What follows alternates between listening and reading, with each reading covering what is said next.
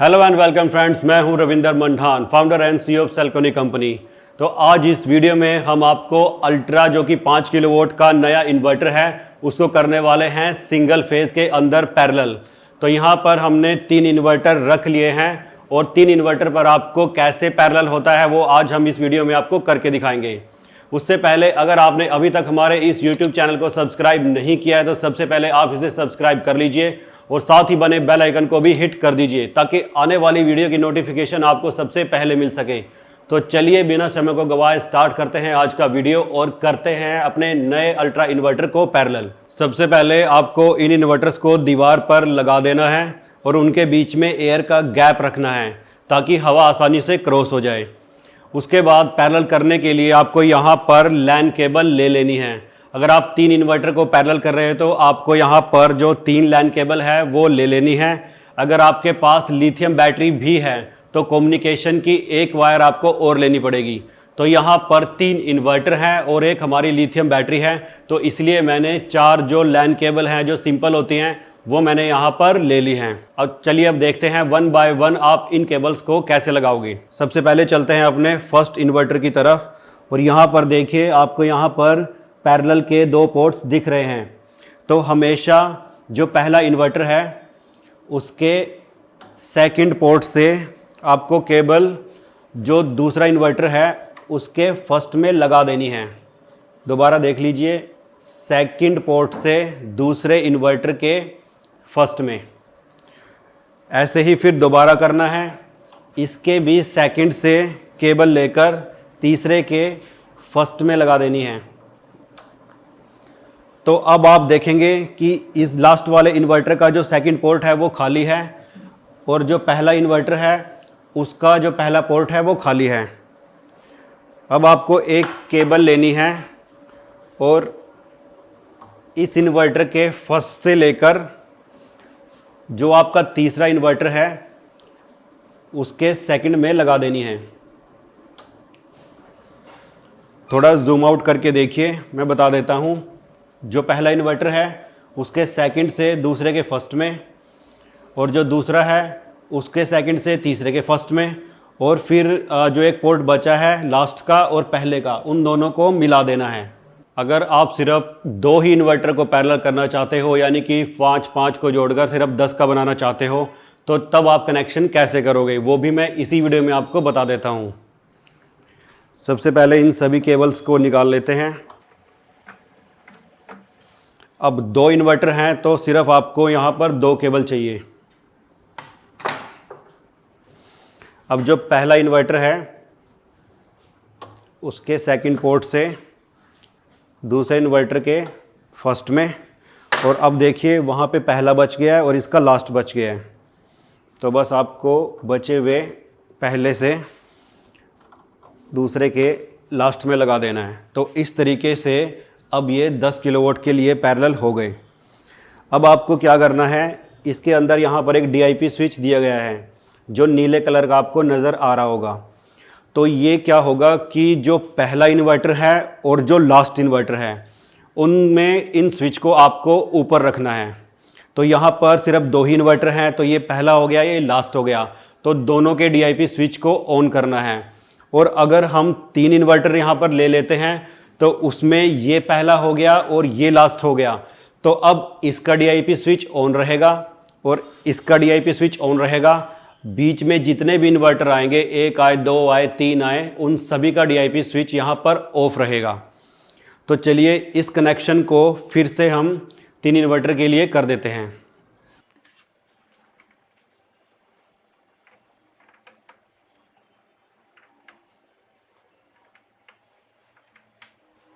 अब देखिए DIP switch पहले का हम ऑन कर देते हैं,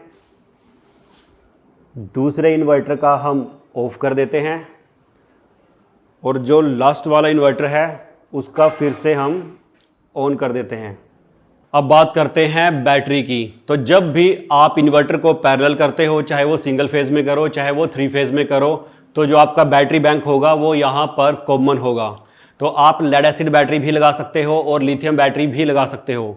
अगर आप लेड एसिड बैटरी का यूज़ करते हो तो उसके लिए तो कोई कम्युनिकेशन वायर नहीं चाहिए, बस सभी इन्वर्टर के पहले प्लस जुड़ेंगे और फिर माइनस जुड़ेंगे। और इसका जो बेस्ट तरीका रहता है, मान लीजिए कि यहाँ पर अभी 3 इन्वर्टर हैं तो एक इन्वर्टर के लिए 4 बैटरीज, तो यहाँ पर आप लगा सकते हैं 12 बैटरीज। पहले उन 12 बैटरीज के सभी पॉजिटिव को आप लेके जाइए बस बार के अंदर और सभी नेगेटिव को लेके जाइए बस बार के अंदर। फिर उस बस बार से 3 पॉजिटिव दे दीजिए इन सभी इन्वर्टर को और 3 नेगेटिव दे दीजिए इन सभी इन्वर्टर को। तो ये होता है प्रॉपर तरीके से बैटरी को कॉमन करना। अगर आप लिथियम बैटरी यूज़ करते हैं तो लिथियम बैटरी के लिए फिर से आपको एक लैन केबल चाहिए होगी। तो पहले इन्वर्टर से आप इसको कम्युनिकेट कराओगे और फिर सभी इन्वर्टर्स के अंदर आपको सेटिंग करनी होगी बैटरी शेयरिंग की। तो जो पहला इन्वर्टर है वो कम्युनिकेट करेगा और बाकी इन्वर्टर्स को भी वो कम्युनिकेट करके बताएगा, यानी कि जो पहले इन्वर्टर के अंदर बैटरी की परसेंटेज दिख रही है वो सभी इन्वर्टर्स के अंदर आपको दिखेगी। तो यहाँ पर आपको दिखाने के लिए हमने अपनी एक 5 किलोवाट की बैटरी वो लगा दी है। अब यहाँ पर हमने एक बैटरी के साथ ही इन सभी इन्वर्टर्स को यहाँ पर कनेक्ट किया हुआ है, लेकिन जैसा कि मैं आपको बता रहा हूँ कि ये 5 किलोवाट का एक इन्वर्टर है, तो यहाँ पर बैटरी भी आपको 5-5 किलोवाट की 3 बैटरी लगानी चाहिए, जिससे कि फुल 15 किलोवाट का लोड उठाया जा सके। तो चलिए अब आपको इसको मैं कम्युनिकेट करके दिखाता हूँ। सबसे पहले आप यहाँ बैटरी का जो कैन पोर्ट है उसमें इस वायर को आप लगा दीजिए और जो एड्रेस 1 है उसको आप यहाँ पर अप कर दीजिए। उसके बाद जो हमारा पहला इन्वर्टर है उसमें देखिए यहाँ पर लिथियम का पोर्ट है, तो इस पोर्ट में आप इस केबल को लगा दीजिए। अब हमारे जो तीनों इन्वर्टर हैं वो आपस में पैरेलल हो चुके हैं और बैटरी के साथ भी कनेक्शन हो गया है। अब यहाँ पर बचते हैं आपके MPPT और आपका इनपुट और आउटपुट पोर्ट। तो MPPT में आप अलग अलग सोलर लगा सकते हैं, उससे इनको कोई दिक्कत नहीं है। एग्जाम्पल के लिए आपको बता दूं कि पहले इन्वर्टर पर जैसे आपके पास हैं 5 किलोवाट, तो 5 किलोवाट लगा दीजिए। दूसरे इन्वर्टर पर आप 3 किलोवाट लगाना चाहते हैं तो 3 लगा दीजिए, क्योंकि ये सोलर की साइड से अपना अलग अलग वर्क करेंगे। अब आते हैं बिजली की साइड से, यानी कि इसकी जो इनपुट होगी और आउटपुट होगी उसका क्या करना है। तो सभी इन्वर्टरों की जो इनपुट है उनको जोड़ देना है। मान लीजिए कि आपके पास एक MCB है 63 एम्पियर की, तो उसमें से सभी को यहाँ पर कनेक्शन दे देना है, यानी कि सभी की जो इनपुट है वो एक ही MCB से जाएगी और इनकी जो आउटपुट है वो भी एक ही MCB में जाकर मिलेगी, यानी कि इनकी इनपुट और आउटपुट आपको कॉमन करनी है। तो चलिए अब इन्वर्टर को हम ऑन कर लेते हैं और फिर दिखाते हैं कि अंदर जाकर पैरेलल में आपको कौन सी सेटिंग करनी होगी। तो सबसे पहले इन्वर्टर को आप यहाँ से ऑन कर दीजिए और जो इसका EPS है वो आपको ऑफ रखना है, यानी कि खाली आपको यहाँ से पहले पावर देनी है जिससे कि इन्वर्टर ऑन हो जाए लेकिन अपनी आउटपुट ना छोड़े। तो इसलिए आप EPS को ऑफ रखेंगे। तो यहाँ तीनों का EPS आप देखिए अभी ऑफ है। अब सॉफ्टवेयर के अंदर क्या सेटिंग करनी है पैरेलल की वो आपको बता देते हैं। तो चलिए सबसे पहले अपनी स्क्रीन को देख लेते हैं। तो यहाँ पर आपको जाना होगा 21 नंबर फंक्शन में, तो उसके लिए एंटर को आपको प्रेस करके रखना होगा। तो अगर टी टी की कई बार आवाज़ आए तो आप इसके अंदर एंटर हो चुके हैं। तो यहाँ पर आप 1 देखिए। अब आपको जाना होगा 21 फंक्शन के अंदर।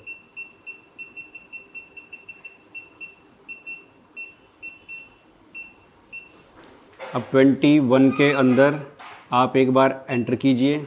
तो यहाँ पर आ रहा है 1 फेज़, यानी कि हम इनको सिंगल फेज़ के अंदर ही कर रहे हैं। यहाँ पर आपको दोनों ऑप्शन आते हैं 3 फेज़, सिंगल फेज़। तो हम सिंगल फेज़ के अंदर जाकर इसको एंटर कर देंगे। तो देखिए यहाँ पर फेज़ 1 आ रहा है। जी हाँ, हमें फेज़ 1 में ही करना है, तो फिर से एंटर कर देंगे। उसके बाद ये पूछ रहा है कि बैटरी आपको शेयर करनी है या नहीं। तो पैरेलल में जुड़े हैं तो बैटरी को शेयर करना पड़ेगा। यहाँ से अनेबल या डिसेबल आप कर सकते हैं। तो अगर डिसेबल है तो यहाँ से आप अनेबल कर दीजिए और फिर एंटर कर दीजिए। जैसे ही आप एंटर करेंगे तो एक बार इन्वर्टर रीसेट होगा अपने आप। देखिए बंद होकर यहाँ पर दोबारा ये ऑन हुआ। तो तीनों इन्वर्टर के अंदर आपको ये सेम सेटिंग करनी है 21 नंबर पर जाकर। तो इन बाकी बचे 2 इन्वर्टर पर भी हमने ऑलरेडी सेटिंग कर दी है। अब आपको बैटरी की सेटिंग करनी है। अगर आपने लिथियम लगा रखी है तो उसके लिए फिर से आप एंटर दबा के रखिए। अब आपको जाना होगा 3 नंबर पर, जो कि बैटरी की सेटिंग है। अब एंटर कीजिए। अब यहाँ आपसे पूछेगा कि आपने लेड एसिड लगा रखी है, जैसे यहाँ आ गया लेड एसिड, या फिर आपने लिथियम लगा रखी है। तो हमने लिथियम लगा रखा है, तो हम यहाँ करेंगे एंटर। अब आपसे पूछेगा ये कौन सा ब्रांड है, तो सेल्क्रोनिक आपका 2nd नंबर पर आता है। तो 2nd नंबर पर आप यहाँ कर दीजिए। जैसे आप यहाँ से नंबर घटाया बढ़ा सकते हैं, तो यहाँ पर 2nd नंबर पर आप कर दीजिए और फिर एंटर दबाइए। तो फिर से जो है वो एक बार रीसेट लेगा।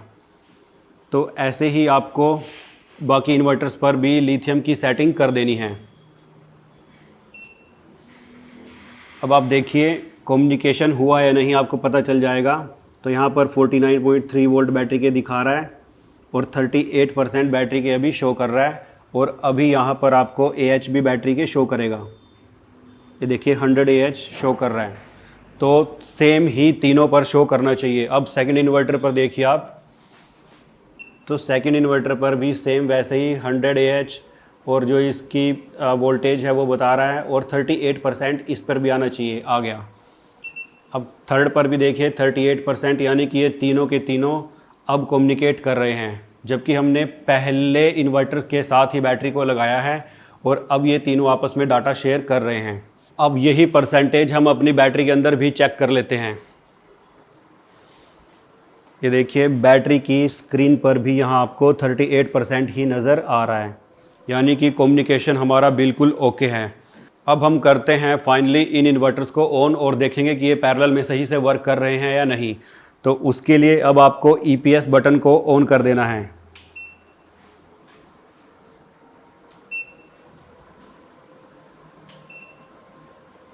अब स्क्रीन की तरफ चलते हैं। जब ये सिस्टम पैरेलल में ऑन हो जाएगा तो यहाँ से टक करके एक आवाज़ आएगी और यहाँ पर आपके आउटपुट में वोल्टेज शो होना स्टार्ट हो जाएगी। देखिए यहाँ पर 50 हर्ट्ज़ आ रहा है और जो आपकी वोल्टेज है वो भी दिखाई दे रही है। तो ऐसा तीनों इन्वर्टर्स पर यहाँ पर आ जाएगा।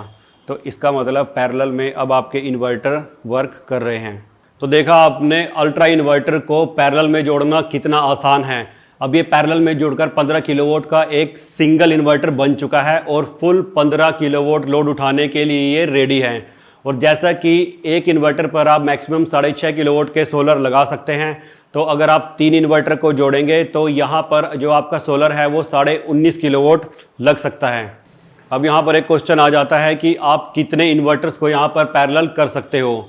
तो इन इन्वर्टर को आप 10 इन्वर्टर तक पैरेलल कर सकते हो और एक 50 किलोवाट का सिंगल सिस्टम यहाँ पर बनाया जा सकता है। और कनेक्शन आप देख ही चुके हैं कि कितना ईजी तरीके से आप कर सकते हो।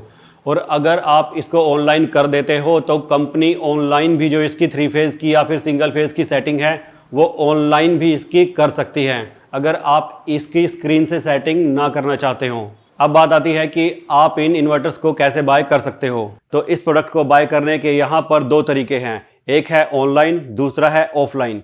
अगर आप इस प्रोडक्ट को ऑनलाइन बाय करना चाहते हैं तो आप कंपनी की ऑफिशियल वेबसाइट www.selcronic.com से इसको बाय कर सकते हैं, या फिर अगर आप एंड्रॉयड यूज़र हैं तो आप प्ले स्टोर पर जाकर सेल्क्रोनिक की एप्लीकेशन को भी डाउनलोड कर सकते हैं। तो वहाँ से भी आप इस इन्वर्टर को ऑनलाइन ऑर्डर कर सकते हैं। अगर आप इसे ऑफलाइन खरीदना चाहते हैं तो आप कंपनी के डीलर या डिस्ट्रीब्यूटर से इसे परचेज़ कर सकते हैं। अपने नज़दीक के डीलर या डिस्ट्रीब्यूटर की जानकारी लेने के लिए आप नीचे दिए गए नंबर पर कॉल कर सकते हैं, या फिर कंपनी की ईमेल आईडी contact@selcronic.com पर भी आप ईमेल कर सकते हैं। तो वहां से भी आपको रिप्लाई आ जाएगा। अगर ये वीडियो आपको पसंद आई है तो इसे जल्दी से लाइक कर दीजिए और साथ के साथ अपने दोस्तों के साथ शेयर भी कर दीजिए। थैंक यू वेरी मच दोस्तों।